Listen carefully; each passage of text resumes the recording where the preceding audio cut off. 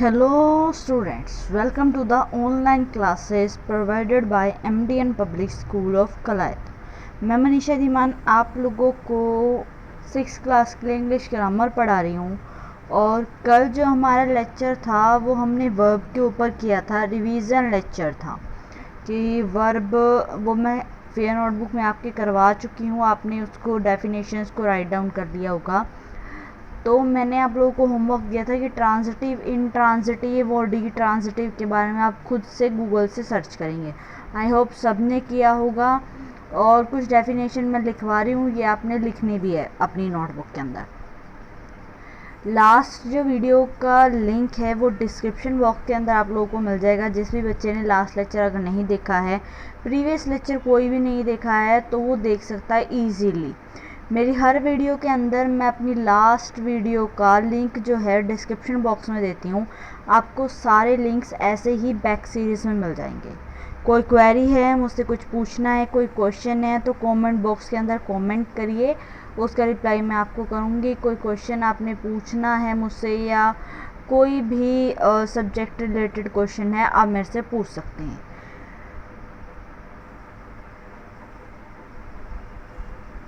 उसके बाद हमारा जो क्वेश्चन चल रहा था वो आ गया था how many kinds of verb, कि वर्ब कितने काइंड्स के होते हैं। तो मैंने आप लोगों को कल बताया ट्रांजिटिव, इंट्रांजिटिव और डी ट्रांजिटिव।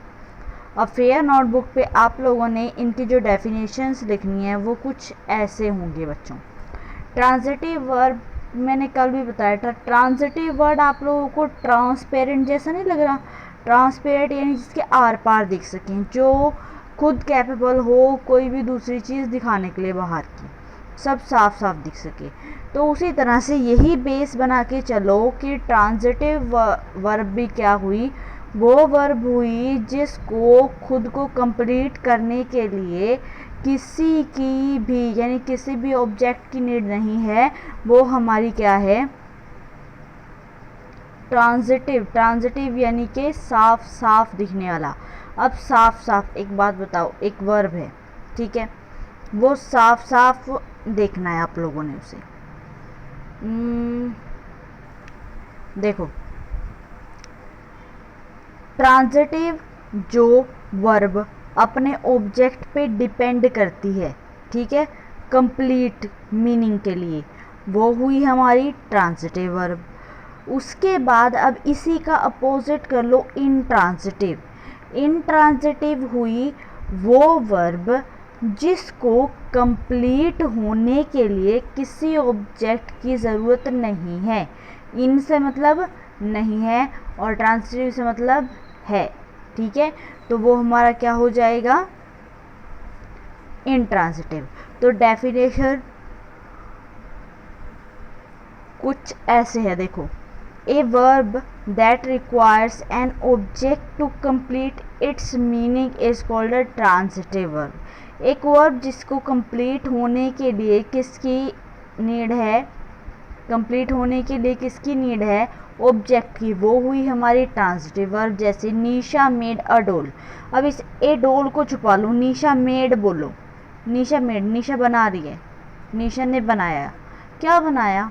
एक क्वेश्चन निकल के आता है, क्या बनाया? तो आप लोग खुद ही बताओ, सेंटेंस कंप्लीट हुआ इस वर्ब से? नहीं हो रहा।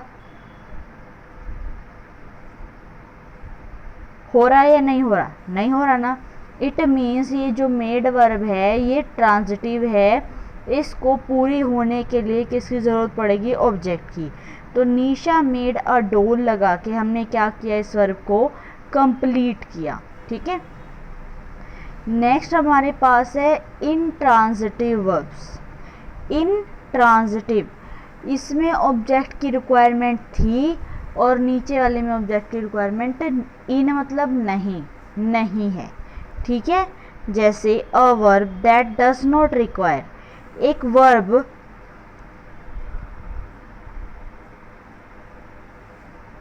जिसको रिक्वायरमेंट नहीं है किसकी, एन ऑब्जेक्ट, किसी उद्देश्य की, टू कंप्लीट, पूरा होने के लिए। इट्स मीनिंग, उसका जो मीनिंग है वो बिना किसी ऑब्जेक्ट के पूरा है, यानी वो खुद ही एक ऑब्जेक्ट का काम कर रही है।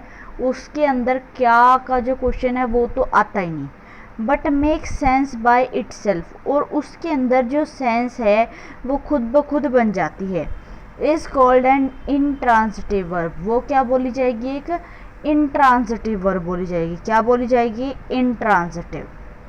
जैसे शी इज क्राइंग, क्राइंग, अब शी इज क्राइंग, वह रो रही है, बात खत्म हो गई, सेंटेंस खत्म हो गया। ठीक है, वह रो रही है, यहीं पे लाइन खत्म हो गई। हाँ, समझ आ गया, कंप्लीट हो गया सेंटेंस, वह रो रही है। अब यहाँ पे ज़रूरी तो नहीं कि वो यहाँ पे लिखे she is crying before dance, वो डांस से पहले रो रही है, ना किसी ने टाइम पूछा, कुछ भी नहीं पूछा। तो यहाँ पे ये क्या हो रहा है, ये जो हमारा एग्जाम्पल है ये सारी रिक्वायरमेंट को क्या कर रहा है, फुलफिल कर रहा है। ठीक है, अब नेक्स्ट देखो। अब आप लोगों ने ट्रांजिटिव पहले सुना होगा, डी ट्रांजिटिव पहले सुना होगा, आप लोगों ने इंट्रांजिटिव सुना होगा। डी ट्रांजिटिव वर्ब क्या होती है, देखो मैं पहले बताऊंगी फिर आपको पढ़ना है। देखो, जिस भी सेंटेंस के अंदर एक से ज़्यादा ऑब्जेक्ट आ गए, एक से ज़्यादा ऑब्जेक्ट आ गए, वो हो गई डी ट्रांजिटिव। अब देखो, ए वर्ब, वो verb that can have two object, जिसके क्या हैं, दो ऑब्जेक्ट हैं, is called a ditransitive verb. वो क्या बोली जाएगी, डी ट्रांजिटिव वर्ब बोली जाएगी।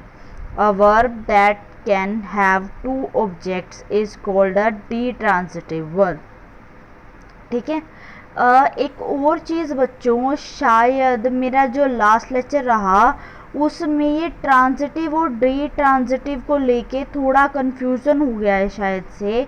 उसमें मुझे शायद लगता है कि शायद मैं इनको अपोजिट बोल गई हूँ।